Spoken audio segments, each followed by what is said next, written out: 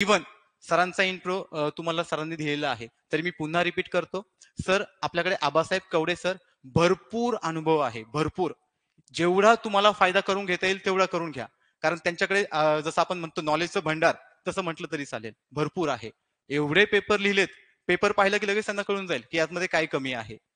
जेवढा फायदा करून घेता येईल तेवढा करून घ्या, कारण जागा खूप आहे, नियर अबाउट 144. आणि जागेच्या मानाने मुलं खूप कमी ऍक्टिव्ह आहेत. आणि जर मुलं कमी ऍक्टिव्ह असतील तर आपण त्यामध्ये लगेच रेसमध्ये रन होतोय.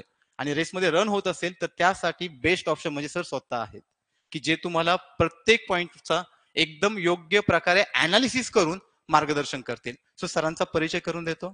Sir answer writing plus test सिरीजचा आन्सर रायटिंग प्लस इव्हॅल्युएशन करतील. त्यांचा 8 वर्षांचा टीचिंग एक्सपिरियन्स आहे. त्याचबरोबर त्यांनी 6 युपीएससी मेन्स, 1 इंटरव्ह्यू दिलेला आहे. त्याचबरोबर 4 इंडियन फॉरेस्ट सर्व्हिसच्या मेन्स दिलेल्या आहेत, 6 एमपीएससीच्या मेन्स दिलेल्या आहेत. त्याचबरोबर 2 ऍग्रिकल्चर सर्व्हिसचे इंटरव्ह्यू आणि जे काही रायटिंग असेल ते दिलेलं आहे. मग यावरून तुम्हाला एक अंदाज आला असेल की आपल्याकडे हे जे सर असणार आहेत यांच्याकडे किती रायटिंगचा एक्सपिरियन्स असेल. आणि जेवढा आपल्याला यांचा फायदा करून घेता येईल तेवढा करून घ्या. आणि जेवढा फायदा तेवढा आपल्याला नंतर पोस्टसाठी हेल्प राहणार आहे. सो मी आता सरांना इन्व्हाइट करतो, ते पुढचा प्रोग्राम कंडक्ट करतील. त्यामध्ये ते सांगतील तुम्हाला की आन्सर रायटिंग बद्दल जी काही डिटेल इन्फॉर्मेशन असेल ते सर सर्व कव्हर करतील. Yes sir, please.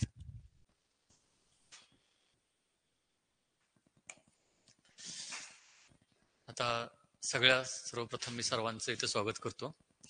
जनरली मी पहिल्यांदा इथे येण्यासाठी हेजिटेंट होतो. सरांनी मला ज्यावेळेस पहिल्यांदा बोलवलं या म्हटले, त्यावेळेस मी सरांना विचारलं की खरंच आपण ज्या कमिटमेंट देणार आहात तुम्ही त्या कम्प्लीट करणार असाल तर मी येतो. कारण की माझं सध्या युपीसीत खूप चांगलं काम चालू आहे, सरांना पण माहिती आहे, सध्याला पण चालू आहे. कारण कसं असतंय, काय काय गोष्टी आपण फक्त कमर्शियल अँगलने बघू शकत नाही. मी सरांना आधीच म्हणतो पहिल्यांदाच की जी मुलं आहेत ते आपल्यावर विश्वास ठेवून येणार तिथं, ठीक आहे. त्यांचं जे करिअर आहे, त्यांचं घराचं भविष्य हे सगळं त्यांच्यावर डिपेंड आहे ना. मग आपण जर गाईड करू शकत नसेल तर मीच गाईड तर करू नये ऍटलिस्ट. सर जे म्हटले ठीक आहे, आपण ज्या कमिटमेंट देणार त्या फुलफिल करूया. त्यानंतरच आम्ही इथे जॉईन व्हायचा सरांचा मी एक डिसिजन घेतला. ठीक आहे. आता जो पहिल्यांदा सगळ्यात मोठा क्वेश्चन आहे की मी आता राहुरीत पण बरेच दिवस राहिलो, म्हणजे 1 महिनाभर राहिलो मेन्सच्या अगोदर. त्यावेळेस काय काय जनरली पोराने काही थोडेसे प्रॉब्लेम फेस केले आन्सर रायटिंगच्या बाबतीत म्हणा, किंवा जे काय डिस्क्रिप्टिव्ह पॅटर्न आहे ना त्या बाबतीत. त्याचं काय, किंवा मी स्वतः आम्ही ज्यावेळेस युपीसीचा पॅटर्न चेंज झाला 2013 साली, त्यावेळेस पासून मेन्स दिलेत मी. जनरली त्यावेळेस काय काय प्रॉब्लेम फेस केले आणि त्याच्यावर आम्ही कसं ओव्हरकम केलं, कारण की सगळ्यांनाच नवीन पॅटर्न होता तो. त्याच्यामुळे आपण स्वतः जे काही इम्प्रुव्हमेंट करू ते जास्त इम्पॉर्टंट राहते ना. फक्त तुम्हाला त्यासाठी ना डायरेक्शन असणं गरजेचं असतंय पहिल्या प्रथम. जर आपल्याला जर व्यवस्थित डायरेक्शन नाही भेटली तर आपण 100% मिसगाईड होतो. आन्सर रायटिंग काय ही काय खूप वेगळी गोष्ट आहे, किंवा जे आपल्याला जमतच नाही अशी गोष्ट नाही ना. जे तुम्ही 10वी-12वीचे पेपर लिहिले, डिग्री लिहिल्या, त्यावेळेस तुम्ही आलात ना सगळेजण, त्यामुळे तुम्हाला लिहिण्याचा तर अनुभव आहेच ना. असं थोडीच तुम्ही कधी लिहिलेलंच नाहीये. फक्त आता आपण त्याचा फोबिया का करतो की आपण एक करिअर दृष्टी त्याच्याकडे बघतो ना, किंवा माझं करिअर याच्यावर डिपेंड आहे, मी जर चुकलो तर काय होईल, ठीक आहे ना. आणि ऍक्च्युली आपल्याला ते लिमिटेड लिहायचं असते ना, पर्टिक्युलर जेवढंच लिहायचं आहे, जेवढं विचारलं तेवढं लिहायचंय आपल्याला. त्याच्यामुळे आपल्याकडे एक फोबिया असतो. सगळ्यात पहिल्या प्रथम तो फोबिया काढून टाका. काही गरज नाही. ज्यावेळेस तुम्ही प्रॅक्टिस सुरू करचाल, दररोज लिहिचाल, त्यावेळेस तुम्ही ऑटोमॅटिक तो फोबिया ओव्हरकम करचाल. त्याचा तुम्हाला डेफिनेटली तो इम्प्रुव्हमेंट करण्यासाठी त्याचा तुम्हाला सगळ्यांनाच एक उपयोग होऊ शकतो.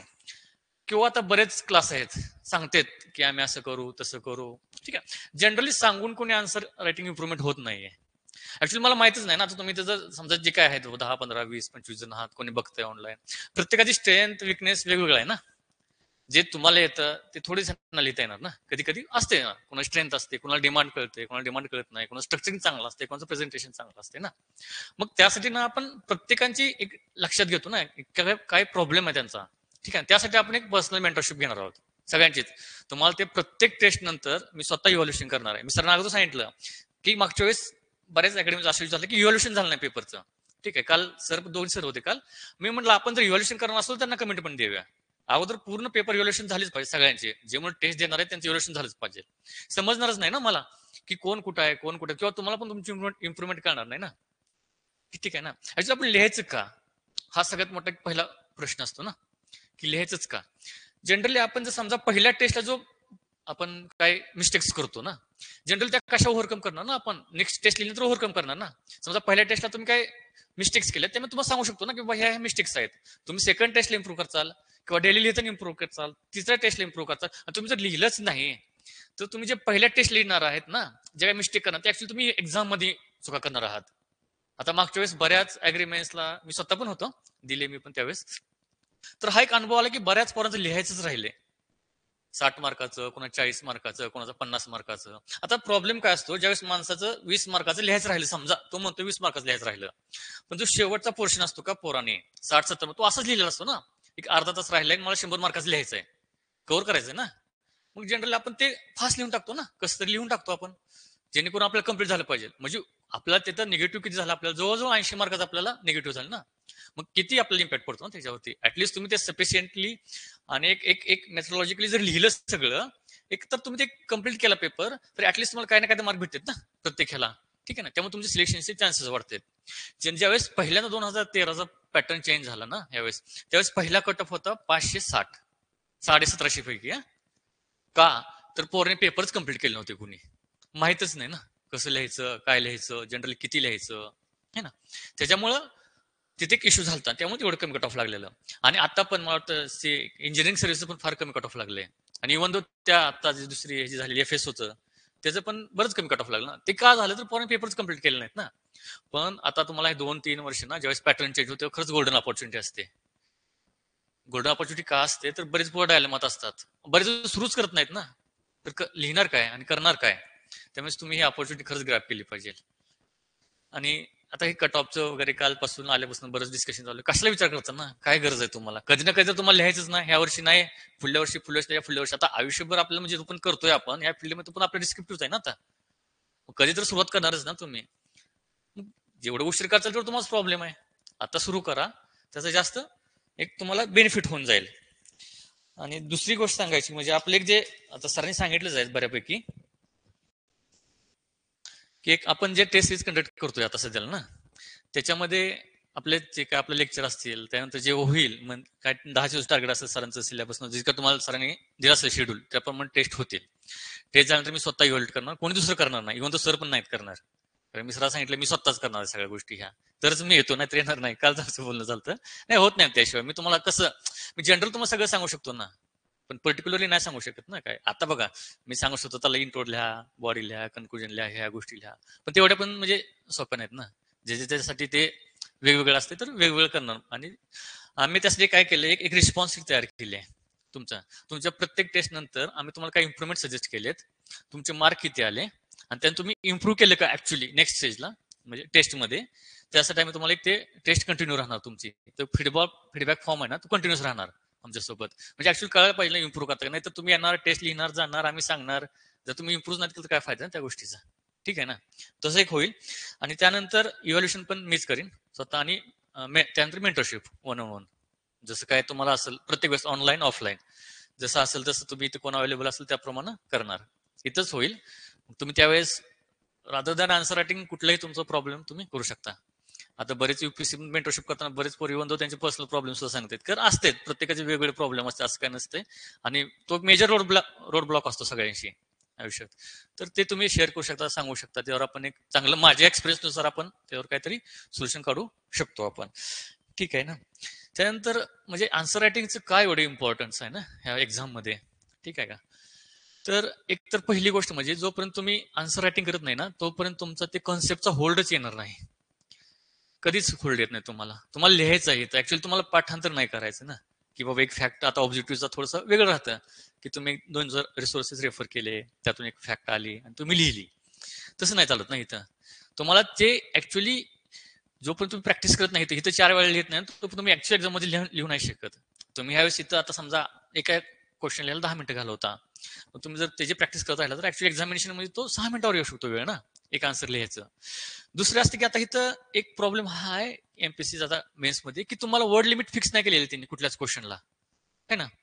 आता मागच्या वेळेस अग्रीमेंट्सला बऱ्याच जणांचा किंवा फॉरेस्ट मेन्सला हा इश्यू झाला की त्यांना 5 मार्कला किती लिहायचं आहे, 10 मार्काला किती लिहायचं आहे, 15 मार्काला किती लिहायचं आहे, मोठ्या गोष्टीला किती लिहायचं आहे, ह्याचा काही अंदाजच आला नाही. 5 मार्काला त्यांनी एक पेज लिहे पूर्ण, 2 पेज लिहे असं केलं ना. त्याचा तोटा काय झाला, त्यांना काय 5 पैकी कोण जास्त मार्क देणार नाही. 5 पैकी त्यांना 2, 2.5, 3 असेच मार्क राहतात ना. जनरली 55%, 60%च्या आसपास मार्क राहतात.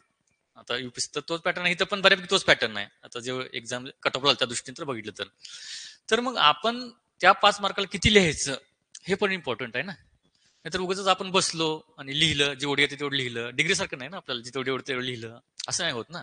तर किती लिहायचं आहे हे पण इम्पॉर्टंट आहे ना. मग ते आपण तिथं कव्हर करू. ज्यावेळेस आपली मेंटरशिप चालेल त्यावेळेस आपण ठरवूया की बाबा जनरली 5 मार्काला आपण किती वर्ड लिमिट देऊया, 10 मार्काला किती वर्ड लिमिट देऊया, किंवा इव्हन त्या पेजेसवर लिहूया त्यात किती देऊया ना आपण. मग ते एक ठरवूया आपण त्या वेळेसचं.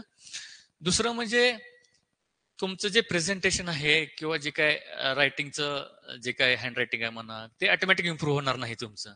जोपर्यंत तुम्ही लिहिणार नाही कंटिन्युअसली तोपर्यंत ते काय इम्प्रूव्ह होत नाही. ठीक आहे.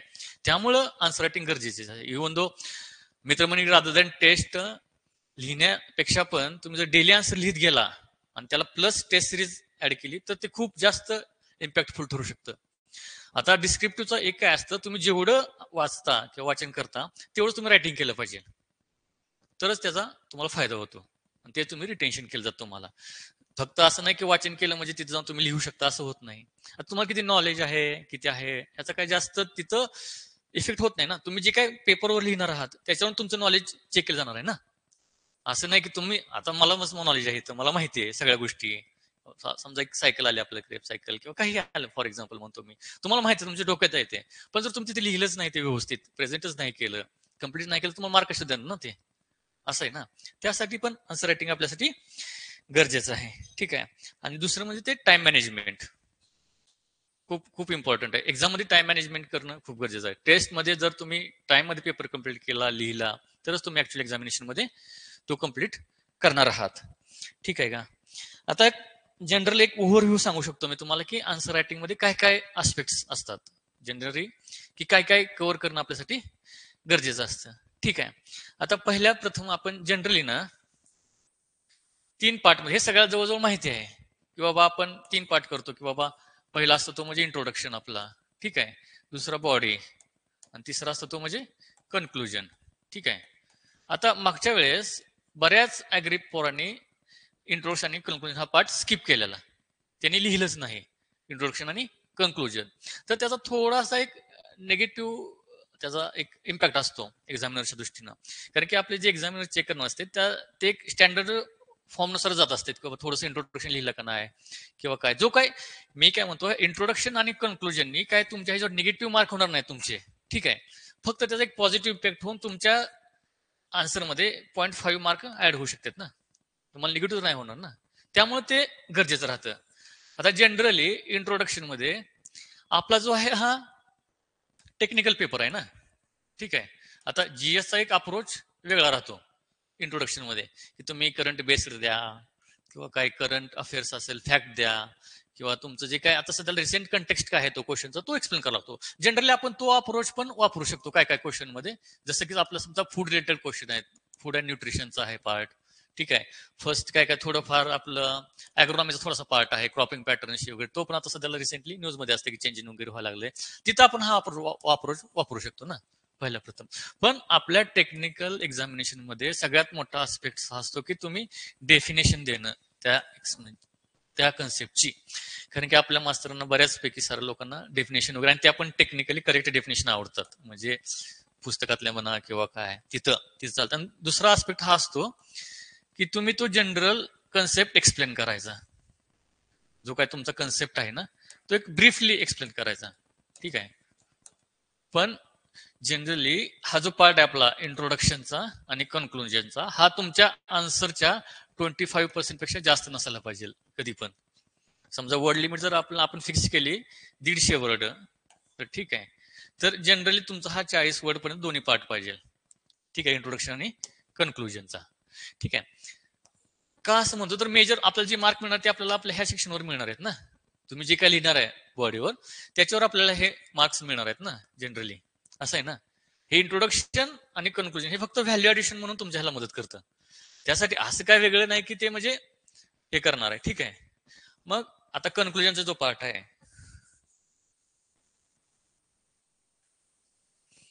जो कन्क्लुजनचा असतो ना, तो जनरली आपल्या पोरांना प्रश्न पडतो की जनरल आपण कन्क्लुजन काय करायचं. आपला जर टेक्निकल सब्जेक्ट आहे जनरली आपण काय कन्क्लूड करणार ना त्याच्यावरती. ठीक आहे. तर समजा जर जनरल क्वेश्चन असला मग सांगितल्याप्रमाणे त्या कन्सेप्टवरती, तर आपण एक गव्हर्नमेंटचं अप्रोच त्याबद्दल सांगू शकतो. ठीक आहे, की बाबा गव्हर्नमेंट सध्याला आता समजा ऑर्गॅनिक फार्मिंग बद्दल आलंच क्वेश्चन, फॉर एक्झाम्पल सांगतो मी तुम्हाला की ऑर्गॅनिक फार्मिंग बद्दल आलं, तर आपण कोण काय करू शकतो की गव्हर्नमेंटनी रिसेंटली काय काय स्कीम चालू केली, जसं की समजा परंपरागत कृषी विकास योजना, ठीक आहे, ZBNF असेल, ह्या ज्या आहेत कन्सेप्ट ह्या गव्हर्नमेंट प्रमोट करते का, तर ऑर्गॅनिक फार्मिंग वाढवण्यासाठी ना. जनरली आपण गव्हर्नमेंटचं विजन दाखवतो ना ह्यातून, ठीक आहे, आणि गव्हर्नमेंटला किंवा हा झालाय का अप्रोच. दुसरं काय असू शकतं की आपलं मेजर इंटेन्शन काय आहे सध्या ऍग्रिकल्चरमध्ये, तर मेजर इंटेन्शन आहे की सस्टेनेबिलिटी ब्रिंग करायचं ऍग्रिकल्चरमध्ये, ठीक आहे, किंवा फार्मर इन्कम आहे तो डबल करायचा आहे, ठीक आहे. मग ह्या काय ज्या कन्सेप्ट आहेत त्याच्यावर आपण कन्क्लूड करू शकतो जनरली. किंवा मग आता समजा एखादा टेक्निकल कन्सेप्ट आला बॉटनी मधला, तर तुम्हाला त्या रिसेंटली त्याबद्दल काय माहिती आहे का, एखादी नवीन व्हरायटी डेव्हलप केली का, किंवा जेनेटिक इंजिनिअरिंग वापरून तिथं नवीन काय आता एक काही इंट्रोड्यूस केले का कुठं, किंवा समजा आता आपलं बीटी कॉटन सारखं बीटी ते मस्टर्ड आलंय, धारा मस्टर्ड वगैरे आहेत, असं काय नवीन केलंय का की जे आपण त्यात इन्क्लूड करू शकू. आणि माझं इव्हॅल्युएशन करताना किंवा मेंटरशिप करताना त्याच्यावर जास्त भर राहील तुमचा, ठीक आहे. दुसरा आता मेन जो सेक्शन आहे आपला तो बॉडी सेक्शनचा. बॉडी म्हणजे जनरली आपल्याला काय लिहायचं आहे, आन्सर काय आहे ऍक्च्युली त्याच्यावरती. आता ह्याची सुरुवात कुठून होती की पहिल्यांदा आपल्याला त्या क्वेश्चनची डिमांड समजली पाहिजे, ठीक आहे. जर तुम्हाला क्वेश्चनच समजला नाही, त्याची डिमांडच नाही समजली, तर तुम्ही लिहिणार काय. तर जनरली एक्सपिरियन्स हा होता 2 एक्झाम मध्ये की तिथं मल्टिपल आस्पेक्ट्स होते. समजा एक एक्झाम्पल घेतलं तर ऍडव्हान्टेजेस लिहा, डिसएडव्हान्टेजेस लिहा, किंवा त्याचं काय असेल वे फॉरवर्ड, त्याचे फीचर्स लिहा, असे भरपूर सब क्वेश्चन्स होते त्यामध्ये. तर बऱ्याच मुलांनी काय केलं, एखादाच आस्पेक्ट कव्हर केला, 2 केले आणि 2 मिस करून गेले ना. मग जर तुमचा 10 मार्काचा क्वेश्चन असेल, तुम्ही 2 आस्पेक्ट मिस केले, तर तुम्हाला 5 पैकी तुमचं इव्हॅल्युएशन होणार ना, ते वरचं तुमचं नाहीच होणार ना इव्हॅल्युएशन, ठीक आहे ना. म्हणजे तिथं मारताना तुम्हाला 5 पैकीच मार्क पडणार, तुम्हाला 10 पैकी नाहीत पडणार ना. मग त्यामुळे पहिल्या प्रथम असते की आपली डिमांड समजून घ्यायची, क्वेश्चनची डिमांड काय. ऍक्च्युली बऱ्याच वेळा नाही समजत खूप ह्याच्यासाठी, आणि तुम्हाला क्वेश्चनची एक अंडरस्टँडिंग असणं आणि प्रॅक्टिस करणं पण गरजेचं आहे. म्हणजे क्वेश्चन रीड करणं व्यवस्थित, त्याचं समजून घेणं, ठीक आहे.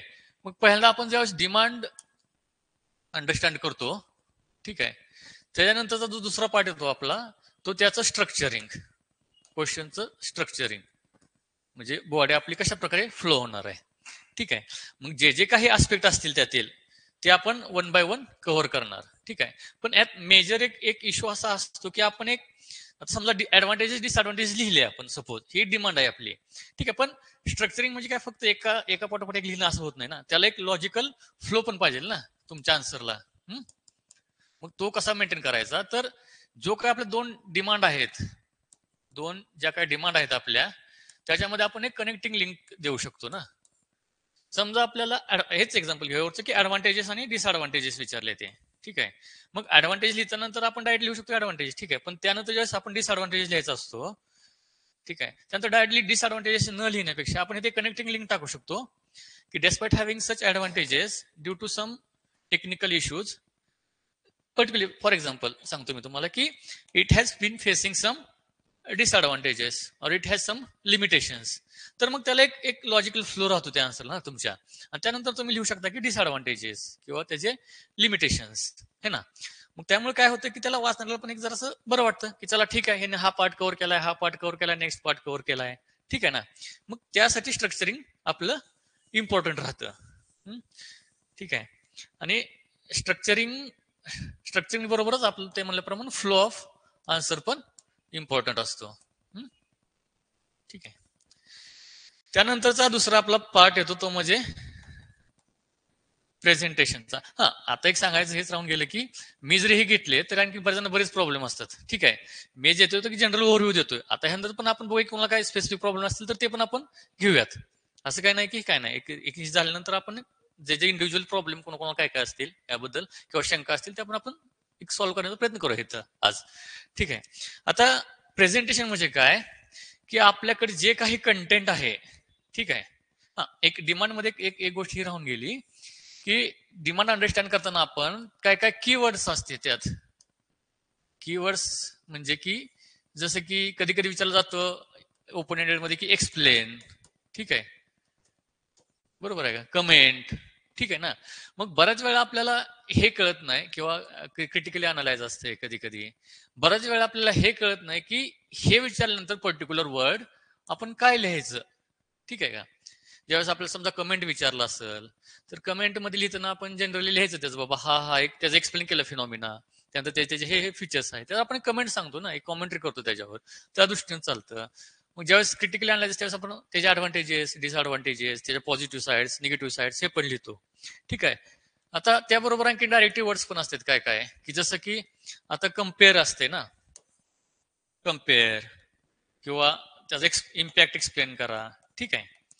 मग आता बरेच वेळा आपण काय होतो कम्पेअर असलं म्हणजे डायरेक्ट कॉन्ट्रास्टच लिहून टाकतो, डिफरन्स लिहितो ना.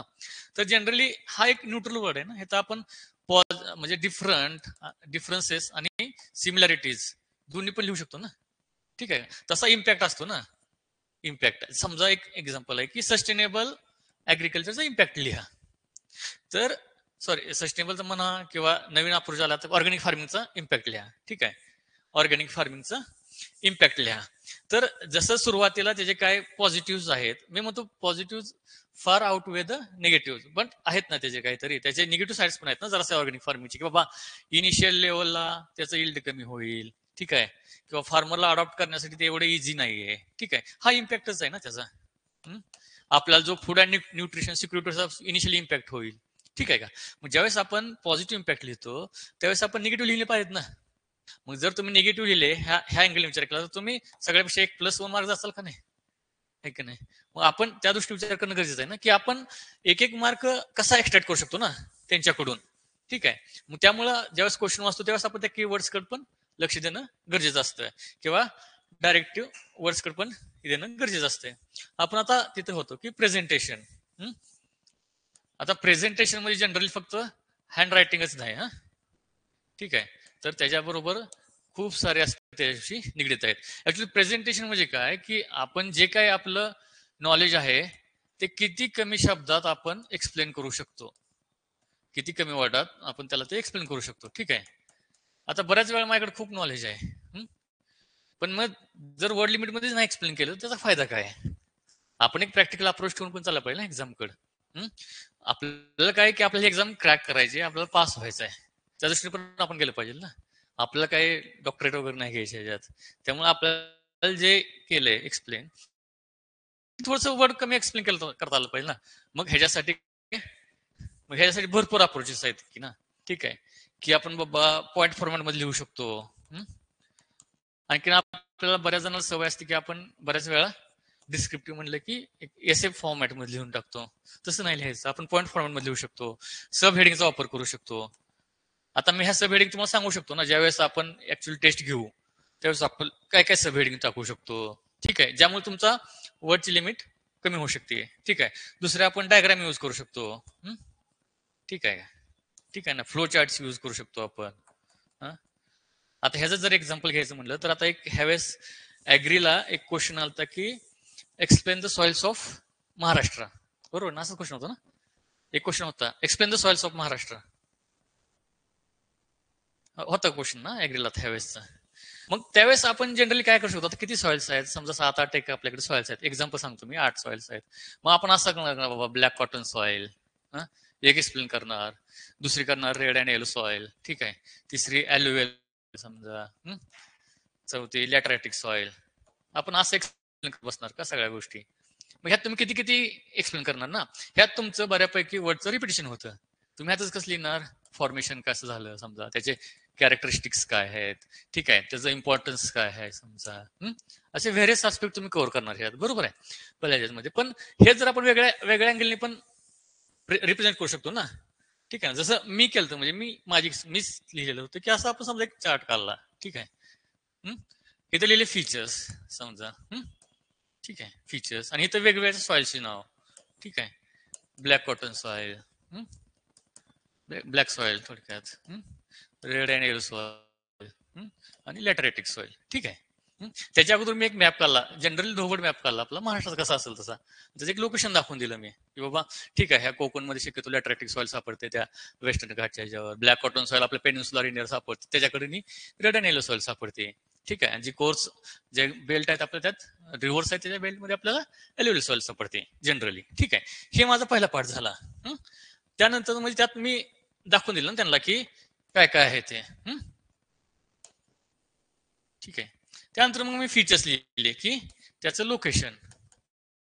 मग मी सगळ्यांचे ऍट ए टाइम लोकेशन लिहू शकतो ना इथं. मला परत तेच वर्ड लिहायची गरज नाही ना. पहिला मी जसं सिंगली एक्सप्लेन केलं तसं. ह्यामुळे एक फायदा काय झाला माझं वर्ड लिमिट वाचलं, माझा टाइम वाचला. ठीक आहे. आणि त्याला पण जे जो कोण चेक करणार त्यासाठी काम सोपं झालं ना. त्याला एका ठिकाणी सगळं भेटतंय, सफिशियंट आहे. त्यानंतर त्याचं न्यूट्रिएंट स्टेटस. ठीक आहे. न्यूट्रिएंट स्टेटस त्या सॉइलचा पर्टिक्युलर क्रॉपिंग पॅटर्न काय आहे. समजा आपण जर ब्लॅक सॉइल घेतली तर त्याचा जॉर बेस्ड क्रॉपिंग पॅटर्न आहे किंवा कॉटन बेस्ड क्रॉपिंग पॅटर्न आहे. रेड सॉइल घेतली तर समजा पल्सेस बेस्ड क्रॉपिंग पॅटर्न असतो. जर जरा लॅटरिक सॉइल असेल तर थोडासा कॉटन ओरिएंटेड असतो किंवा मग तो आपला प्लांटेशन क्रॉप ओरिएंटेड असतो टी म्हणा किंवा मग तसा मी त्याचा क्रॉपिंग पॅटर्न सांगितला. तिसरं त्याचं मी घेतलं की बाबा आपलं ह्याचं आता सध्याला त्याचे प्रॉब्लेम्स काय काय फेस करतात पर्टिक्युलर त्या सॉइल्स.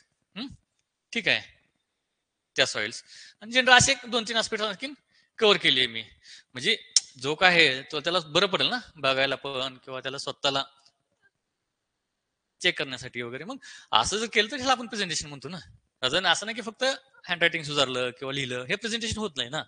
तुमचं आणि त्या इव्हॅल्युएटरचं वर्क कसं कमी होईल, त्याला किती इझिली अंडरस्टँड होईल आपला क्वेश्चन, मला किती कळतंय हे त्याला आपण शो करणं म्हणजे प्रेझेंटेशन आहे. तुम्ही जर त्याला फेल झालं, त्याला शोच नाही केलं तर त्याला काय करणार आहे ना तुम्हाला काय माहिती काय नाही हे ना. मग त्या दृष्टीने आपल्यासाठी प्रेझेंटेशन महत्वाचं राहतं. दुसरी गोष्ट म्हणजे की त्याला एक आपण जे सब हेडिंग देणार आहोत किंवा जे आपण इम्पॉर्टन्स वर्ड आहेत, वर्ड्स वगैरे इम्पॉर्टन्स आहेत, त्यांना आपण जनरली अंडरलाईन करू शकतो, दाखवू शकतो, बॉक्स करू शकतो. पण माझं असं म्हणणं की बॉक्स वगैरे करण्याची काही जरा जास्तच होतं. आपल्याला दुसरं पण लिहिण्यासाठी तेवढा वेळ पण पुरला पाहिजे ना. उगाच एका क्वेश्चन नटवण्यापेक्षा बाकीचे क्वेश्चन राहिले तर काय उपयोग आहे त्याचा ना. जस्ट अंडरलाईन केलं तरी बस झालं, सफिशियंट झालं. मेजरली आपला कंटेंट बेस्ट असला आणि तो आपण व्यवस्थित दाखवला तरी सफिशियंट होऊन जातं. मग असंच आहे. तिसरी गोष्ट अशी येते ह्याच्यामध्ये की व्हॅल्यू ऍडिशन. आपण आता समजा टेक्निकल ऑप्शन आहे खरं आहे, पण आता बरेच जण रिसोर्सेस सेमच वापरणार आहेत. ठीक आहे. सगळ्यांचं बॅकग्राऊंड जवळजवळ सेमच आहे. ठीक आहे. पण माझा आन्सर तुमच्या आन्सरपेक्षा डिफरंट कसं राहील थोडंसं है ना. हे पण कळलं पाहिजे ना. माझ्याकडे एक्स्ट्रा काय आहे तुमच्यापेक्षा की जेणेकरून मला एक्झामिनरने अर्धा मार्क जास्त दिला पाहिजे. हे पण बघितलं पाहिजे ना. मग त्यासाठी आपण हे बघू शकतो ना की बाबा व्हॅल्यू ऍडिशन त्यावेळेस आपल्याला मदत करतं. आता व्हॅल्यू ऍडिशन म्हणजे काय की समजा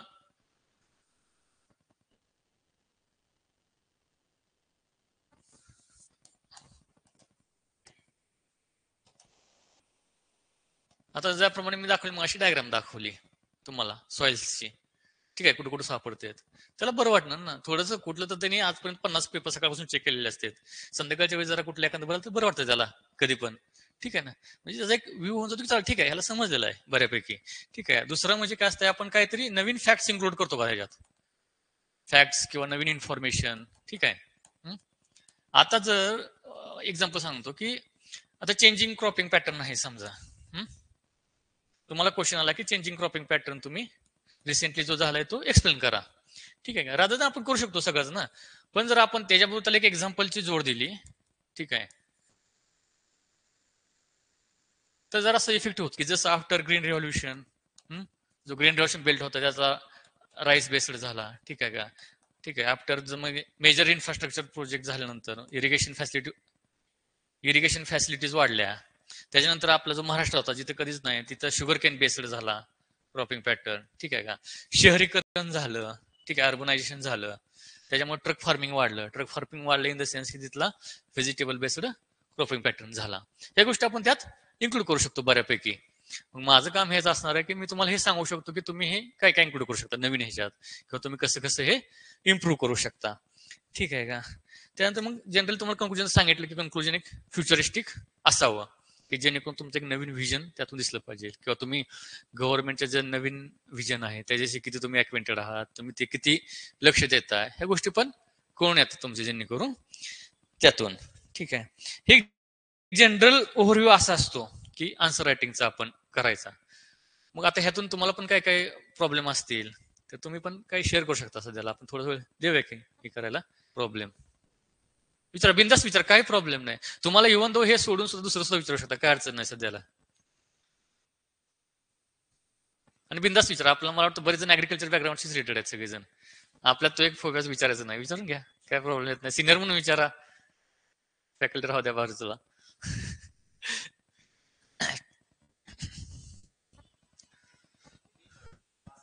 विचार विचार, काय प्रॉब्लेम आहे. तुम्हाला रिसोर्सेसचा असू द्या, मटेरियलचा असू द्या, कशाचा असू द्या, आन्सर रायटिंगचा असू द्या, रायटिंगचा असू द्या, किंवा जनरल एक्झामिनेशन बद्दलचा असू द्या, ह्या कुठलाही विचारा, काय अडचण नाही.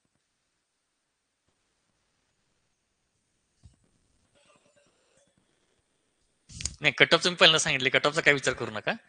जनरल तुम्हाला कधी ना कधी तर एक डिस्क्रिप्ट एक्झाम लिहायचीच आहे. ह्या वेळेची राहिली, पुढल्या वेळेसची, पुढल्या वेळेस राहिली, त्या पुढल्या वेळेस राज्यसेवा आहे. समजा तुम्ही आता हे राहून गेले की समजा तुम्ही आता ऍग्रिकल्चर ऑप्शनल केला, तर आपण किती एक्झाम टार्गेट करू शकतो बघा. पहिल्यांदा ऍग्रिकल्चर सर्व्हिसेस आहे आपली, फॉरेस्ट्री आहे, स्टेट सर्व्हिसेसची आहे, फॉरेस्ट्रीची आहे, ठीक आहे, त्यानंतर युपीएससीची आहे. म्हणजे बरेच एक्झाम आपण टार्गेट करू शकतो ना. का आपण एकाच एक्झामला का लिमिट राहायचं ना. आणि सिलेबस काय जवळ सगळ्यांचा सेमच आहे, म्हणजे असं काय वेगवेगळा नाही सिलेबस त्याचा. ठीक आहे, त्यामुळे कट ऑफची चर्चा म्हणजे व्यर्थ चर्चा आहे, त्यात पडू पण नका. डायरेक्ट सुरू करा हो, कधी ना कधी तर करायचंच आहे तुम्हाला. मग उशिरा करण्यापेक्षा आजच करा ना, काय प्रॉब्लेम आहे. पुढल्या वेळेस कट ऑफ मार्क भरपूर पडले प्रीला, आणि जर मेसेज प्रिपेअर नसेल तर काय उपयोग आहे त्याचा. मग तुम्ही आता जर प्रिपरेशन आणि ह्या पहिल्या 2-3 वर्षात कॉम्पिटिशन खरंच कमी राहणार आहे. म्हणजे म्हणायचं म्हणून म्हणत नाही किंवा सांगायचं म्हणून सांगत नाही, राहतं जनरली. कारण बरीच पोरं आता दुसऱ्या पण एक्झामकडे वळतेत, किंवा बऱ्याच जणांना नसतेच करायचं डिस्क्रिप्टिव्ह, ते मनाने धरलेलंच असते, करायचंच नाही आपल्याला, असं असते. त्यामुळे तुम्ही जनरल पेपर जरी कम्प्लीट करून आला डिस्क्रिप्टिव्हचे, तरी पण तुमचे चान्सेस वाढतात. जर एक व्यवस्थित लेवलने जर कम्प्लीट केले पेपर, तरी पण तुमचे चान्सेस चांगले राहतात, हाय चान्सेस राहतात. असं आहे. मी आता हेच जास्त गोष्टी एक्सप्लेन करण्यापेक्षा आपण ज्यावेळेस मेंटरशिपला भेटू किंवा मेंटरशिपला करू, त्यावेळेस मला ऍक्च्युअल प्रॉब्लेम कळेल की आता बरीच पोर हेजिटेंट असं नाहीच विचारत येतं, नाही तर विचारत खरंच क्लासमध्ये कधी विचारत नाही. पण जेव्हा पर्सनली भेटतो आपण, आता मी पण राहुलत गेलो ना, कधी कधी भरपूर ज्युनियर येतात, बोलतात असं असं आहे, असं असं आहे. तुम्ही राहुल पण विचारू शकता माझ्या नावाबद्दल कोणाला तरी, काय अडचण नाही. किंवा तुमचे सिनियर असला, आता बऱ्यापैकी तुम्ही नवीन दिसताय सगळेजणच, तुमचे सिनियर असतील त्यांना सुद्धा विचारू शकता तुम्ही, दिल्लीत काय माझ्या बरोबर होते, हे होते वगैरे. तर तो हम्म हम्म आता बघ, पॉईंट असतं ना, हे थोडंसं व्हॅरी राहतं. ठीक आहे ना. ज्यावेळेस आपल्याला आपण त्यावेळेस वर्ड लिमिट कर महत्व द्यायचं. त्यावेळेस समजा जास्तच पॉईंट असतील त्यावेळेस तुमच्याकडे, समजा आपल्याकडे कधी कधी एखादा सोपा क्वेश्चन असतो आणि त्यावेळेस आपल्याकडे जास्तच पॉईंट असतात ना, तर त्यावेळेस आपण पॉईंट बरेच क्लब करू शकतो, एकत्र एकत्र पॉईंट क्लब करू शकतो आपण. पण जनरली आपल्यानुसार 5+ पॉईंट तरी असावेत. म्हणजे जर समजा 2 डिमांड असतील, तर दोन्हीचे जनरली 5-5 पॉईंट असावेत. म्हणजे खूप कमी पण वाटू नये की त्यांनी 2च पॉईंट लिहिले त्यांनी फुल डिमांड लिहिला, असं पण वाटू नये.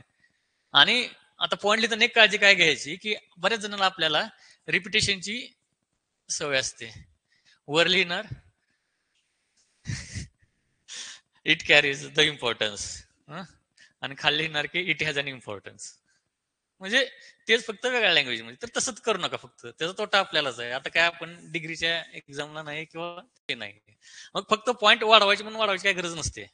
ठीक आहे, जे आहेत सबस्टॅन्शियल पॉईंट तेच लिहून घ्यायचे आपण. उगाच आहे बाबा माझ्याकडे चला वेळ, किंवा मग 1-2 पॉईंट एक्स्ट्रा म्हणजे मार्क मिळतील, असं काही नसते. तुझ्याकडे 5 पॉईंट चांगले असले सफिशियंट आहेत. ठीक आहे, जसं मग मी तुला सांगितलं चेंजिंग क्रॉपिंग पॅटर्न, ज्यावेळेस मी सांगितलं त्यावेळेस मी 4-5 पॉईंट सांगितले होते, की बाबा कसं कसं चेंज होतं ग्रीन रेव्होल्युशन नंतर, इन्फ्रास्ट्रक्चर डेव्हलपमेंट झाल्यानंतर, किंवा जे इनपुट्स आहेत ते मिळाल्यानंतर, किंवा आता अर्बनायझेशन नंतर वगैरे. ठीक आहे ना. किंवा नवीन सायंटिफिक डेव्हलपमेंट झाली, जसं की कॉटन बेस्ड होण्यासाठी बीटी कॉटन एक मेजर डिटरमायनिंग फॅक्टर होता ना. कॉटन बेस्ड क्रॉपिंग पॅटर्न तयार झाला गुजरात आणि पर्टिक्युलर महाराष्ट्रामध्ये. मग एवढे 4-5 पॉईंट लिहिले तो सफिशियंट आहे. ठीक आहे. मग नेक्स्ट त्याचा क्वेश्चन असतो की अनालाइज इट्स इम्पॅक्ट. मग जो चेंजिंग क्रॉपिंग पॅटर्न झालाय त्याचा काय इम्पॅक्ट झाला, तो आपला अनालाइज करायचा असतो ना. म्हणजे ज्यावेळेस आपला अनालाइज करायचा असतो त्याचा काय पॉझिटिव्ह इम्पॅक्ट असतो आणि काय त्याचा निगेटिव्ह इम्पॅक्ट असतो. मग ही आला आपला अनालिटिकल पार्ट येतो हा, कधी पण तिथं आपण फसायचं नाही, म्हणजे किंवा त्यात आपण मागं पडायचं नाही. एक तर ज्यावेळेस आपण अनालाइज म्हणतो त्यावेळेस पॉझिटिव्ह असं की चल ठीक आहे बाबा, एक इन्कम वाढलाय चांगला फार्मरचा म्हणा, किंवा त्यांचा एक जर ते राईस आणि ते क्रॉपिंग पॅटर्न तयार झाल्यामुळे फूड सिक्युरिटी झाली. ठीक आहे, एक जनरल आपण तो करू शकतो. आणि निगेटिव्ह मध्ये लिहिताना आपण म्हणू शकतो की याच्यामुळे काहीतरी एन्व्हायरमेंटल कॉन्सिक्वेन्सेस जरासे चुकीचे झालेत. ठीक आहे का, हे लॉंग टर्म सस्टेनेबल नाहीये. हा जो क्रॉपिंग पॅटर्न आहे, कारण तो आपण जे सॉइल बेस्ड क्लासिफिकेशन आपलं वगैरे त्याच्यानुसार आपण करत नाही ना, लँड कॅपेबिलिटी क्लासिफिकेशन वगैरे त्यानुसार करत नाही तो. ठीक आहे ना. मग असे आपण त्याचे निगेटिव्ह लिहू शकतो ना अनालिसिस मध्ये, की बाबा हे त्याला कॉन्सिक्वेन्स आहेत का, त्याचे हे ते आपण बघू शकतो. असं आहे. मग हा पार्ट आपल्या दृष्टीने जास्त इम्पॉर्टंट राहतो. बाकीची पोरली नाहीत क्रॉपिंग चेंजिंग पॅटर्न, पण जस अनालिसिस येतं त्यावेळेस आपण किती आपल्या पद्धतीने आपण ऍड करू शकतो, किंवा आपण किती त्याला आणखीन अट्रॅक्टिव्ह करू शकतो, आपल्या हातात असते. आपण किती डायमेन्शन्स कव्हर करतोय, इथं डायमेन्शनला पण महत्व राहतं ना. बस की बाबा व्हॅरिड डायमेन्शन पाहिजे, फक्त आपण लिहिणं म्हणून लिहिलं असं करायचं नाही कधीच. थोडस डायव्हर्सिफाय आपलं आन्सर असलं पाहिजे जनरली. ठीक आहे ना. ह्या पॉईंट रादर दॅन पॉईंटच्या मागे पडण्यापेक्षा सबस्टेन्शियल पॉईंट लिहायचे फक्त, एवढं लक्ष ठेवायचं. आणि वर्ड लिमिट जास्त क्रॉस होऊ द्यायची नाही. जास्त पॉईंट लिहिण्याच्या नादात आपण जास्त उगाच वर्ड लिहित बसलो असं नाही करायचं. काय गरज नसते, आपल्याला एक 5-6 पॉईंट आले बस झाले, एवढंच. हम्म. ज्यावेळेस आपण कुठल्या गोष्टी चॅलेंजेस लिहितो ना, त्यावेळेस त्याचं वे फॉरवर्ड लिहिलेलं कधी पण इम्पॉर्टंट चांगलं राहतं. आणि तुम्ही चॅलेंजेस लिहिताय ना, समजा एमएसपीचे त्यांनी चॅलेंजेस विचारलेत, किंवा एमएसपीचे त्यांनी प्रॉब्लेम्स विचारलेत. ठीक आहे का. मग तुम्ही ज्यावेळेस त्याचे प्रॉब्लेम सांगताय, त्यावेळेस ते एक लॉजिकल आहे ना, की तुम्ही ते सोल्युशन पण सांगा ना. ठीक आहे ना. तुम्ही सांगताय की ह्याला बाबा रिजनली डिस्पॅरिटी आहे ह्याच्यामध्ये, किंवा क्रॉपची डिस्पॅरिटी आहे, म्हणजे काय काय पर्टिक्युलर क्रॉपला भेटतो, सगळ्याला भेटत नाही. मग ते तुम्ही सोल्युशन सांगा ना. मग त्या सोल्युशन तुम्ही काय सांगू शकता, की बाबा लोकलायझेशन करू शकता. किंवा जे मग तुम्हाला व्हॅल्युएशन येऊ शकते, मग तुम्ही तर ते शांताकुमार कमिटी आहे, त्याचं सांगू शकता ना नाव, आणि तुमचं व्हॅल्यू ऍड होईल ना त्यात. तो एल पॉईंट ठीक आहे, चला एक ऍडिशनल त्याकडे आहे एक इन्फॉर्मेशन ह्या पॉईंट रिलेटेड. ठीक आहे ना. मग ते होऊ शकतं. म्हणजे ज्यावेळेस तुम्ही कुठल्याही गोष्टी लॉजिकल असते ना, आता कन्क्लुजन काय सेपरेट पार्ट नाही राहत तुमच्या आन्सरचा. ठीक आहे. तो एक त्याचं एक लॉजिकल एक्सटेन्शन असते तुमच्या आन्सरच. ठीक आहे ना. मग तुम्ही ज्यावेळेस त्याचे प्रॉब्लेम लिहिले ना, त्यावेळेस लॉजिकल आहे की तुमचे सोल्युशन द्या ना तुम्ही स्वतःहून. मग त्यावेळेस तुम्ही वे फॉरवर्ड लिहू शकता. ठीक आहे. किंवा मग गव्हर्नमेंट पण असं लिहू शकतं ना दुसरं त्यावेळेस, मग परत नंतरच्या एखाद्या वेळेस, की गव्हर्नमेंटनं काय काय इनिशिएटिव्ह घेतले ते पण लिहू शकता. ह्याच्यामध्ये एक ऍडिशनल लाईन देऊ द्यायची, की जसं की पीएम आशा. हा. ठीक आहे ना. जे आपले एमएसपी ला येतात ते, म्हणजे की प्राइस डिफिशियन्सी सिस्टीम वगैरे जे आहेत गव्हर्नमेंट चालू केलंय, हे पण त्यात आहेत ना फॅक्टर. मग ते थोडंसं केलं तर थोडंसं व्हॅलिडेशन होऊन जातं ना त्यात तुमच्या आन्सरमध्ये. मग एक जनरल आन्सर येण्यापेक्षा थोडंसं एक ऍडिशनल होऊन जातं त्यात तुमचं. असं आहे. त्यामुळे कन्क्लुजनचं ते बरोबर आहे ते, की ज्यावेळेस तुम्ही चॅलेंजेस लिहिता, प्रॉब्लेम लिहिता, त्यावेळेस आयडियली तुम्ही त्याचं सोल्युशन दिलं पाहिजे. ठीक आहे ना. पण प्रत्येक वेळेसच वे फॉरवर्ड लिहित बसायचं नाही. नाहीतर असं व्हायचं की आपण त्याला जास्त मॅक्झिमम आपलं हे जायचं, वर्ड लिमिट म्हणा किंवा स्पेस जायचं, असं नाही करायचं कधीच. ठीक आहे. तुमच्या आन्सरच्या ह्याच्यानुसार तुमचं कन्क्लुजन पाहिजे कधी पण. असं होतंय. बोला ना.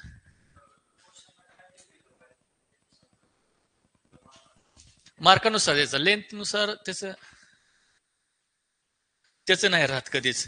समजा आता आपल्याला किती मार्काचा पेपर आहे, आपल्याला आता हा 200 मार्काचा पेपर आहे ना, 200 मार्काचा आहे. आपल्याकडे वेळ किती, 180 मिनिट आहे. बरोबर आहे का. मग जर तुम्ही डिवाइड केलं 180, तर जनरली किती वेळ येतो एका एका मार्काला. तर 10 मार्कला आपण किती वेळ देऊ शकतो ना, त्यानुसार तुमचं चालतं ना, म्हणजे मार्किंग सिस्टीम. म्हणजे आम्ही तसंच एक तयार केलं युपीसी वेळेस असताना, की आपल्याला 250 मार्काचा पेपर लिहायचा, 180 मिनिटं वेळ आहे. तर एका 10 मार्काच्या मॅक्झिमम 7 मिनिटं मिळू शकतात आपल्याला. आपण त्याप्रमाणे ह्या एक्झाम करू शकतो आपण प्रत्येक वेळेस, की बाबा आपल्याला क्वेश्चन 5 मार्कला विचारलंय, तर त्याचं किती राहील. जनरली एक माझ्यानुसार 10 मार्काला एक 9 मिनिटाच्या आसपास भेटतं. आम्ही म्हणजे आता ऍग्री करताना 9 मिनिटाच्या आसपास वगैरे कम्प्लीट करायचं ठरवतं आमचं 10 मार्काच्या ह्याला, जेणेकरून आपलं शेवटी ओढताना होऊ नये. आणि टाइम लिमिट फॉलो करणं सगळ्यात गरजेचं आहे बरं का. तुम्हाला सगळं येत असलं टाइम लिमिट नाही फॉलो केलं तर काय उपयोग होत नाही. तुमचं 10-20 मार्क राहील तरी काय त्याचा म्हणजे निगेटिव्ह होऊन जातो इम्पॅक्ट. त्याच्यामुळे टाइम लिमिट फिक्स करणं, त्यासाठी टेस्ट किंवा रायटिंग प्रॅक्टिस गरजेची आहे. तुम्ही कितीही प्रयत्न करा, तुम्ही कितीही लिहा, तुम्ही जर नाही लिहिलं, नाही प्रॅक्टिस केली टाइम लिमिट मध्ये करायचं, तर तुम्ही ऍक्च्युअली एक्झामला तो पेपर कव्हरच करू शकत नाही. आणि तुमच्या ते एक इंटरनलाइज होत नाही ना. तुम्हाला ते मस्त कसं असतंय, आपण थॉट करतो आणि मग लिहितो जनरली. पण जर आपण कंटिन्युअस प्रॅक्टिस करत गेलो, आपली थॉट प्रोसेस आणि रायटिंग प्रोसेस सायमल्टेनियस चालू जाते, ज्यावेळेस आपण सारखी प्रॅक्टिस करतो त्यावेळेस. त्यामुळे टेस्ट सिरीज रायटिंग इम्पॉर्टंट आहे. असं आहे. आणखीन विचारा बिंदास्त, काय अडचण नाही तशी काहीच.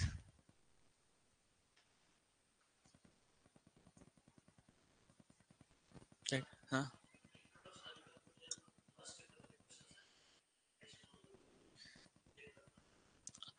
तसं आपण त्याला ऍडिशन पण नाही म्हणू शकत. तो एक लॉजिकल पार्टच आहे ना त्याचा. जसं मी आता मला कंक्लुजन सांगितलं की तुम्ही ज्यावेळेस त्याचं लिहिता चॅलेंजेस, त्यावेळेस तुम्ही त्याचं आयडियली तुम्ही त्याचं सोल्युशन लिहिता ना, म्हणजे ते तुमच्या आन्सरचाच पार्ट झाला ना. आणि इंट्रोडक्शन देताना तुम्ही जनरल त्याचा एक ओव्हरव्ह्यू देता ना त्या प्रॉब्लेमचा. त्याच्यामुळं ते आपण जर असं लिहिलं की तो एक आन्सरचा पार्टच आहे, तर ते ऍडिशनल अपेंडेज नाही होणार. ते तुमच्या आन्सरला व्हॅल्यू ऍड करेल. बरोबर आहे का? तुम्ही त्याची स्ट्रिक्टली त्याला अधेरन्स करा, त्या तुमचे जे डिमांड आहे त्याला. त्याच्यामुळे असं इम्पॅक्ट नाही व्हायला पाहिजे की तुम्ही वेगळंच काहीतरी लिहिले. समजा क्वेश्चन उगाच लिहिली म्हणून डेफिनेशन लिहायची किंवा असं पण नाही करायचं कधीच. त्याचे रिलेटेड लिहा ना, जेणेकरून असं वाटेल एक्झाम्पल की हा याचाच पार्ट आहे. एक तर लॉजिकल त्याचाच पार्ट आहे, तो पुढे एक्सटेंड होत गेलाय खालीपर्यंत, असं लिहा. जेणेकरून तुम्हाला पण वेळ वाचल, तुमचं पण व्हॅल्यू ऍडिशन होईल. आणि शक्यतो मस्ट म्हणण्यापेक्षा नेसेसरी आहे हे, की एक चांगला इम्पॅक्ट करण्यासाठी. कारण बाकीच्या पेक्षा तुमचं काहीतरी वेगळंच पाहिजेलच ना, असं होतंय ना. आपल्याला जर डिफरन्शिएट करायचं असेल दुसऱ्यापासून, मी माशी म्हणलं का सगळ्यांचं रिसोर्सेस, नॉलेज बेस किंवा बऱ्यापैकी सेमच राहतं. कंटेंट, मार्क म्हणजे वाचण्याचं वगैरे सेमच राहतं बऱ्यापैकी. तर त्यातून आपण स्वतःला कसं डिफरन्शिएट करायचं हे तुमच्या आन्सरवरच आहे. मग ते त्यावेळेस ह्या गोष्टी इम्पॉर्टंट ठरतात. त्याला तुम्ही सेपरेट बघूच नका इंट्रोडक्शन आणि कन्क्लुजनला, तो त्याचा आन्सरचा एक पार्ट आहे असं बघ. म्हणून म्हणलं ना तुम्हाला, त्याला मी मिनिमम वेटेज द्या, 20% त्याचं वेटेज द्या तुमच्या आन्सरचं, जास्त देऊ नका. आणखीन ऑनलाईनचं काय आहेत का प्रॉब्लेम कोणाचे?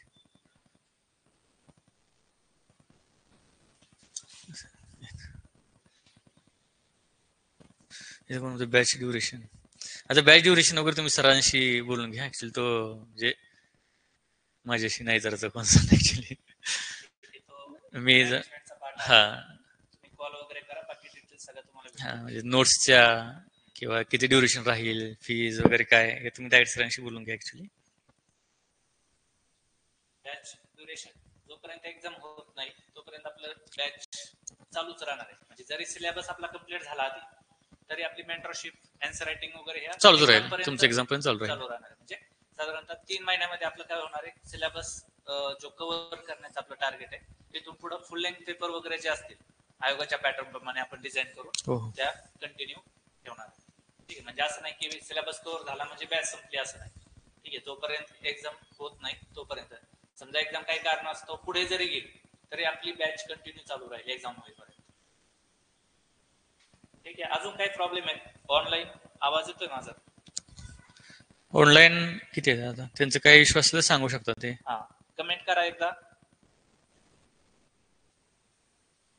इथं पण तो पण विचार करून सांगा, काय काय प्रॉब्लेम नाही. तुम्ही बिंदास, मी तुम्हाला मगाशी म्हणलं, एक मी सरांना पण त्याविषयी म्हणलं होतं की आपण राजा एक फॅकल्टी किंवा कमर्शियल अँगलने बघण्यापेक्षा आपण सिनियर म्हणून बघूया. बऱ्यापैकी आपलेच म्हणजे असणार आहेत मॅक्झिमम पूर ऍग्रीबॉटनीवाले, म्हणजे बऱ्यापैकी ऍग्रीकल्चर बॅकग्राऊंडचेच असणार आहेत. आपले खूप माणसं आहेत ऍग्रीकल्चर बॉटनीला, त्याच्यामुळे टायमिंगला आपण सिलेबस मल्टिपल, प्रत्येक विषयाला मल्टिपल फॅकल्टी आहे. तुम्हाला वाटलं सिलेबस ह्या टीचरचं समजत नाही, रिप्लेस करा, तर ते सुद्धा ऑप्शन आपल्याकडे आहे. ठीक आहे, त्यामुळे फॅकल्टी इश्यू नाही. त्याच्यानंतर आन्सर रायटिंगची पूर्ण जबाबदारी. आता आमची ज्यावेळेस काल मीटिंग झाली त्याच्यामध्ये सगळ्या गोष्टी डिस्कस झाल्या. तर एक काय होतं, आता सगळ्यात जर लोड म्हणजे फॅकल्टीने तेवढी रिस्पॉन्सिबिलिटी पहिली घेतली पाहिजे. ठीक आहे, फॅकल्टीने जर रिस्पॉन्सिबिलिटी घेतली तर सगळ्या गोष्टी व्यवस्थित होत्या. आणि आपली फॅकल्टी सरांनी स्वतः सांगितलं तर त्या गोष्टी ऑलरेडी डिस्कस झाल्या, त्याची पूर्ण जबाबदारी. म्हणजे इव्हन तुमचा एक क्वेश्चन असेल किंवा तुमच्या प्रत्येक टेस्ट असेल, प्रत्येक तुम्ही समोर या, ऑनलाईन या. म्हणजे थोडक्यात टेस्टसाठी आपल्याकडे रिस्ट्रिक्शन नाही कोणते इव्होल्युशनच्या बाबतीत. म्हणजे एकच टेस्ट तुमची चेक करून दिली जाईल किंवा 2, 3. तुम्हाला जोपर्यंत तुमचे प्रॉब्लेम सॉल्व्ह केले होत नाही तोपर्यंत तुम्हाला त्या पद्धतीनं मेंटरशिप केली जाईल. ठीक आहे, म्हणजे. आणि दुसरी एक गोष्ट सांगितली की सरांनी रिस्पॉन्स शीट राहील.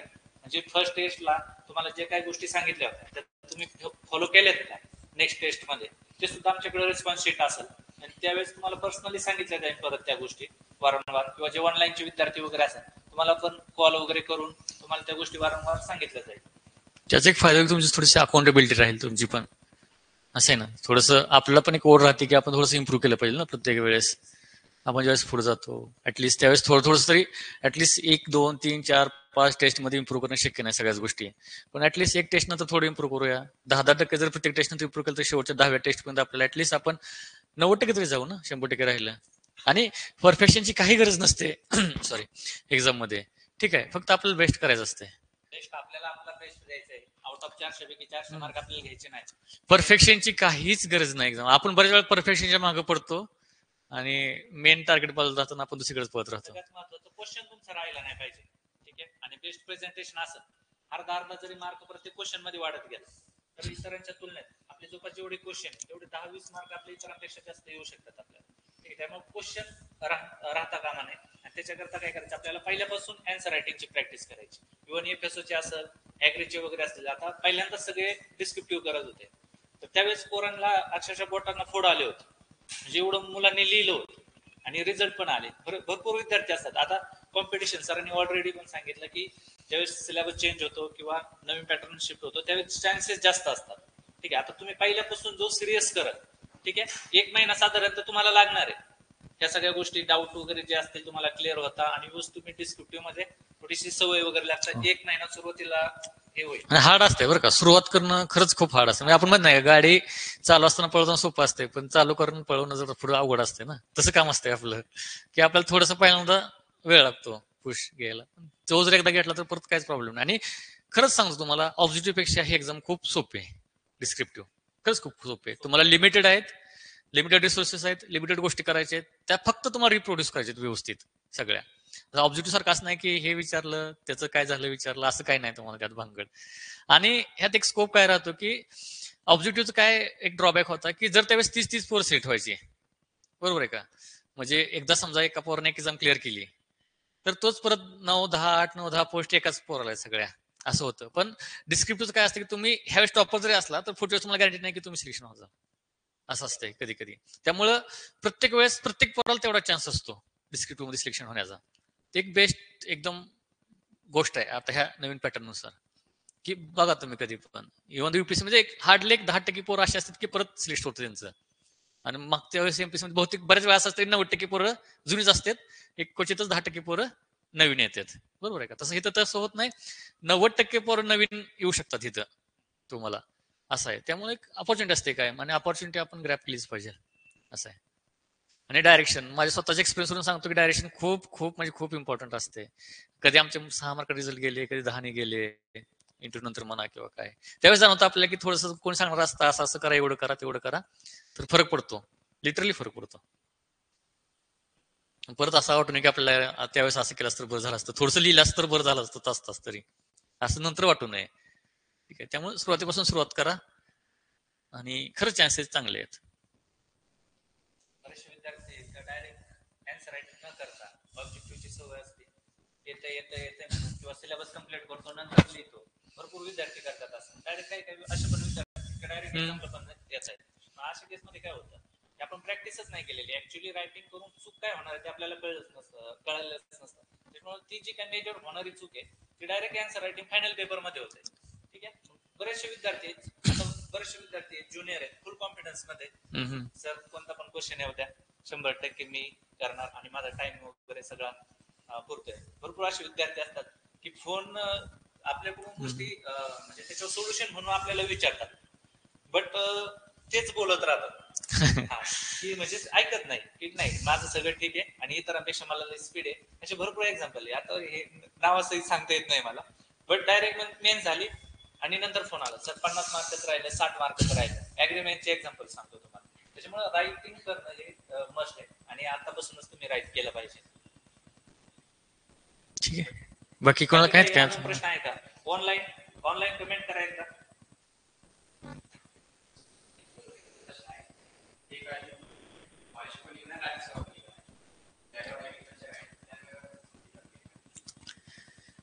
ऍक्च्युली स्टुडंटवर डिपेंड आहे.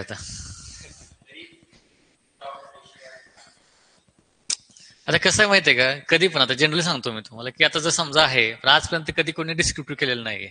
ठीक आहे, 7 डिस्क्रिप्टिव्हचे पेपर करण्यापेक्षा 2 डिस्क्रिप्टिव्हचे पेपर करणं कधीही सोपं आहे, बरोबर का. म्हणजे तुम्हाला आता इथून पुढे 7 लँग्वेजेस सोडता, म्हणजे 750 आपण लँग्वेज फक्त आपल्याला पासण्यासाठी राहतं नवीन पॅटर्न नुसार जसं युपीएससी. त्यामुळे ते 2 पेपर आपण ग्राह्यच धरत नाही, मराठी आणि इंग्लिशचे. ठीक आहे, लँग्वेजेसचे. तर बाकी 7 पेपर राहतात ना, मग 7 पैकी 7 डिस्क्रिप्टिव्ह करणं कधी थोडंसं इनिशियली हार्ड जातं. म्हणजे असं नाही की इम्पॉसिबल आहे, तू म्हणजे विचारलं म्हणून सांगतो की थोडंसं हार्ड जातं, पण 2 करणं कधी सोपं जातं ना सुरुवातीच्या काळात. त्यामुळे तुम्ही आता जरी केलं समजा ऑप्शनल कम्प्लीट केला आणि फुली लगेच मला मे मध्ये काहीतरी फ्री आहे राज्यसेवेची परत, मग ह्या बेसिसवर तुम्ही ती प्री करू कंटिन्यू करू शकता पुढे परत. एकदा तुमचं ऑप्शनल झालं की परत नंतर तुम्ही जीएसला पण वेळ देऊ शकता. असं होतं ना कम्प्लीट. म्हणजे लॉजिकली किंवा तसं बघता हे टार्गेट आहे, बट आता ज्याचा डिफरंट अप्रोच असतो पुन्हा कुणाचा. पर्टिक्युलरली कुणाला राजसेवा आवडते, कुणाचं काय असते, किंवा जनरल कुणाला वाटतं की नाही यार आपण आता ह्यावेळेस कंटिन्यू राजसेवाच करू, तर त्यांनी राजसेवा पण करावी कंटिन्यू, तसं काय प्रॉब्लेम नाही. पण जर असं विचारलं तर असं त्याचं होऊ शकतं. असंच ना दुसरं काही. आता ते कसं सेल्फ डिसिजन आहे, तुम्हाला कोणती पोस्ट आवडते, तुम्हाला लवकर पोस्ट घ्यायची असेल तसा पण एक वे आहे की थोडस लवकर भेटेल. कारण की राज्यसेवेच्या तुलनेत आता तुम्हाला माहिती थोडासा वेळ पण इकडे जास्त आहे. ठीक आहे, त्याच्यामुळे तो सेल्फ डिसिजन आहे आपल्याला काय करायचं. त्याच्यानंतर कोणाकडून खूप जास्त वेळ असेल, रिसेंटली पास आउट वगैरे असेल, किंवा पण ही बेस्ट ऑपॉर्च्युनिटी पुढे तुम्हाला सोडून द्यायची वेळ आली तरी द्या तुम्ही. ठीक आहे, बट एक कॉन्फिडन्स किंवा एक बऱ्याचशा लोकांचं आता काय आता बरेचसे आपण बघतो की आता काहीतरी बाबा हातात पाहिजे, एक क्लास 3 असू द्या किंवा क्लास 1 असू द्या, पण काहीतरी हातात पाहिजे. त्याच्यामुळं ही बेस्ट वे आहे सरांनी सांगितल्याप्रमाणे की 2च सब्जेक्ट तुम्हाला करायचे. ठीक आहे, त्याच्यामुळं आणि इझिली कव्हर होतील ते. आणि एक पहिली गोष्ट राज्यसेवा करा किंवा टेक्निकल एक्झाम करा. जो सुरुवातीला आन्सर रायटिंगला जो लागणारा वेळ तो तुम्हाला लागणारच. ठीक आहे, आणि आन्सर राज्यसेवेला तुम्हाला खूप स्ट्रिक्टली आन्सर रायटिंग वगैरे ते फॉलो करावं लागतं. कारण की सगळेच पेपर तुम्हाला नाही तसं नाही, पेपर लिहायचे. इथं पण करावंच लागणार स्ट्रिक्टली. तसं नाही की इथं 2 आहेत म्हणजे करायला. मॅनेज करणं हा थोडं थोडस मॅनेज करणं. आणि तुम्ही जर आता केलं तर तुम्हाला राज्यसेवेला डेफिनेटली फायदा होईल ना पुढल्या वेळेस. तुमचा ऑप्शनल ऑलरेडी क्लिअर होऊन जातो. ठीक आहे. आणि मागचा एक गोष्ट सांगू की मागचा सिलेबस तो एकूण सिलेबस विषय काढला होता ना की वेगळा क्वेश्चन आला, तर बऱ्याच वेळा त्यांनी युपीएससीचा पॅटर्न उचललेला आहे. तुम्ही युपीएससी सिलेबस बघून घ्या दोन्ही पेपरचा जरासा. त्याप्रमाणे थोडंसं क्वेश्चन त्यांनी मागच्या वेळेस जे ऍडिशनल क्वेश्चन केले त्या सिलेबस थोडासा डिटेलमध्ये आहे. हा सिलेबस आहे एक्सटेन्शन इकॉनॉमिक्स बॉटनीचा वगैरे सेम आहे, फक्त त्यांनी थोडासा डिटेलमध्ये एक्सप्लेन केलं, थोडासा डिटेलमध्ये दिलेला सिलेबस आहे. तर एक थोडासा तो बघून घ्या जेणेकरून तुम्हाला काय आयडिया येईल. आणि मागच्या वेळेस बरेच क्वेश्चन त्याच दृष्टीने आलते. आणि थोडंसं तुम्ही युपीएससीचे सुद्धा क्वेश्चन फॉलोअप घेऊ शकता. थोडंसं आणि ते पण टेक्निकल आहे, टेक्निकल सर्व्हिस आहे ते पण टेक्निकली. युपीएससीचा आणि राज्यसेवेचा म्हणजे जो सिव्हिल सर्व्हिस आहे त्याचा थोडासा डिफरन्स राहू शकतो अप्रोच, पण शक्यता ह्या दोन्ही पण एकदम टेक्निकलच आहेत. आहे थोडासा व्हेरिएशन, असं नाही की नाही थोडासा अनालिटिक्सचा, पण तुम्हाला एक आयडिया येण्यासाठी त्या क्वेश्चन तुम्ही एक मदत घेऊ शकता की जनरली ह्या पॅटर्नवर क्वेश्चन येऊ शकते, त्या पॅटर्नवर येऊ शकते थोडंसं असं.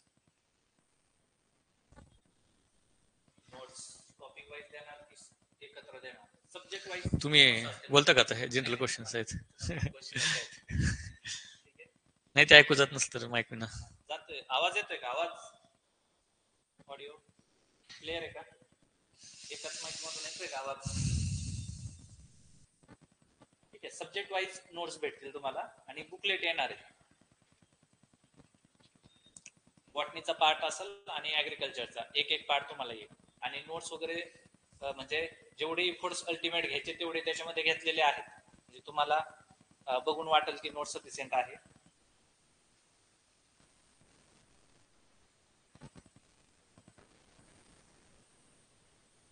हा ठीक आहे, फीच्या बाबतीत बोलूया परत. मी एक शॉर्ट व्हिडिओ बनवतो. ठीक आहे, जे फीच्या बाबतीत वगैरे असेल ते पर्सनली कॉल वगैरे करा आणि एक शॉर्ट व्हिडिओ पण बनवतो मी.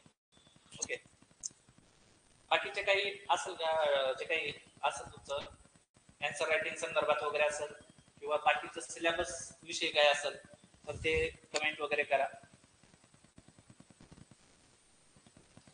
ऑफलाईन नाही तुम्ही आला ते पण बरं झालं थोडंसं. एक तुम्ही पहिली स्टेप तर घेतली ऍटलिस्ट सुरू करण्यामागं. नाही तेच गरजेचं राहतं. मी सांगतो तुम्हाला एक्सपिरियन्स. हे कसं प्रत्येक सेशनला टेस्टला जे मुलं होते फायनल लिस्ट मध्ये त्यांचे चेहरे आहेत, म्हणजे तुम्ही ओळखून घ्या आन्सर रायटिंग किती महत्वाचं आहे. नाही ते सुरुवात करणं मग अशी म्हणणं कधी पण अवघड असते. नोट्स बाबत मी सांगितलंय ऑलरेडी. ज्या काय नोट्स आहेत तुम्हाला त्या हार्ड कॉपी भेटतील. ठीक आहे, काही पीडीएफ वगैरे तुम्हाला भेटतील आणि सब्जेक्ट वाईज तुम्हाला नोट्स भेटतील. आता ऍग्रिकल्चरचा जो काही पार्ट येणार आहे तुम्हाला सुरुवातीला, त्याच्यामध्ये जो काही आपला प्लांट सायन्सचा पार्ट आणि प्लांट प्रोटेक्शनचा पार्ट आहे तो सोडून बाकीचा जो काही जनरल पार्ट आहे, ऍग्रोनॉमी असेल, सॉइल असेल, इकॉन एक्सटेन्शन वगैरे तो पार्ट येईल त्याच्यामध्ये. आणि नेक्स्ट पार्ट मध्ये रिमेनिंग सब्जेक्ट येतील. ठीक आहे. आणि इकडे सेल बायोलॉजी असं, फिजिओलॉजी वगैरे असं बॉटनीमध्ये त्याचा पार्ट येईल.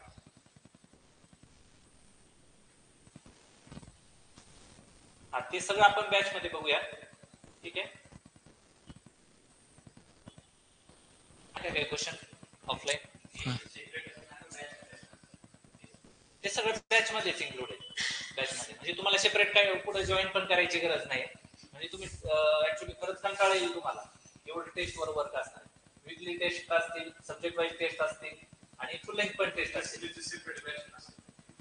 सध्याचा काय प्लॅन नाही त्याचा. ठीक आहे. सध्याचा फक्त टेस्ट सिरीजचा काही प्लॅन नाही सध्या. बॅच कारण की सगळ्या गोष्टी मॅनेज पण व्हायला पाहिजे. कारण की सरांवर पण लोड आला तरी त्यांची जबाबदारी ते कम्प्लीट करतीलच. बट त्याच्यावर आपण काय निर्णय घेतला नाही. सध्या तर बॅच इंटिग्रेटेड बॅच मध्ये सगळ्या गोष्टी आहेत. तुम्हाला पण इंडिकेटर थोडा फायदाच होऊन जाईल सुरुवातीला. तर कंटिन्यू टेस्ट फ्लो करतात म्हटल्यावर ठीक आहे, काय अडचण येत नाही तशी करायला सुद्धा. सिलेबस आपण त्या वीकली टेस्ट फॉलो करणार आहे. ठीक आहे. म्हणजे फक्त टेस्ट सिरीज जॉईन केली तर विद्यार्थ्यांना कसा प्रॉब्लेम आहे, कारण की आपण बॅचच्या शेड्यूल प्रमाणे टेस्ट सिरीज पण रन करणार आहे.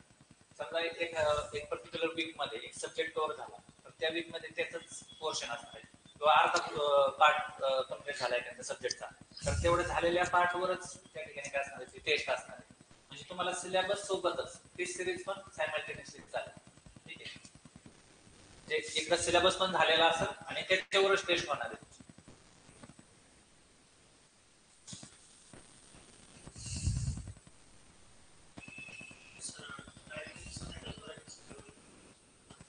नाही, संध्याकाळचा टायमिंग राहील. 2 लेक्चर होतील डेली. दुपारनंतर त्यानंतर 3:30 नंतर एक पूर्ण शेड्यूल मी टाकणार आहे डिटेलमध्ये. डेली एक बॉटनीचा साधारणतः मॅक्झिमम 2 तासापर्यंत आणि डेली एक ऍग्रिकल्चर मॅक्झिमम 2 तासापर्यंत. थोडंसं सुरुवातीच्या फेजमध्ये तुम्हाला पण जास्त ओव्हरलॅप नको म्हणून नंतर गरज जर वाटली आपण परत नंबर ऑफ लेक्चर वाढवणार, म्हणजे अकॉर्डिंग टू सिलेबस. जसा सिलेबस आपला गुगल तशा पद्धतीने गरज जर वाटली तर आपण जास्त लेक्चर दिलं.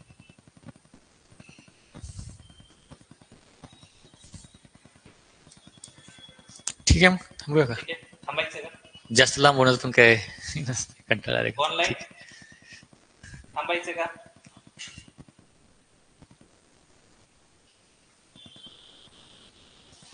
बॉटनी आणि जो काय ऍग्रीचा सिलेबस आहे तो दोन्ही पण आपला 3 महिन्यामध्ये आपल्याला कम्प्लीट करायचा आपण टार्गेट ठेवलेला आहे. ओके. आता ऍग्रिकल्चरचा सिलेबस सगळ्यांना माहिती होता, तो खूप वास्ट सिलेबस होता. ठीक आहे. त्याच्या तुलनेत हा सिलेबस कमी आहे आणि इझिली आपण जे टार्गेट ठेवले त्याच्यामध्ये तो कम्प्लीट पण होईल.